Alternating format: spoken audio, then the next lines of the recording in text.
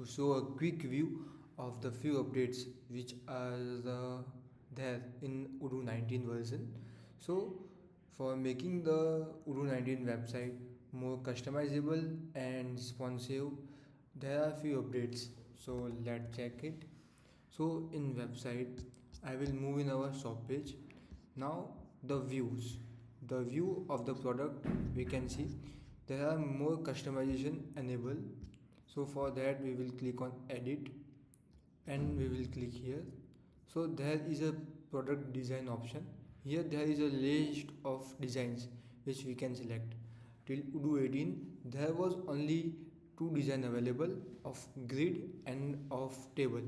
So now we have many different views which are available in the shop page. You can see that thumbnails, cards, grids, showcase, and etc.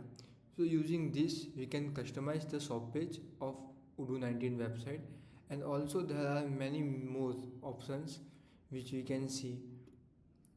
Here we can see we can customize the background zoom, hover effect. This all we can upgrade and customize from website itself only. So these are the features which are available for shop page in Odoo 19.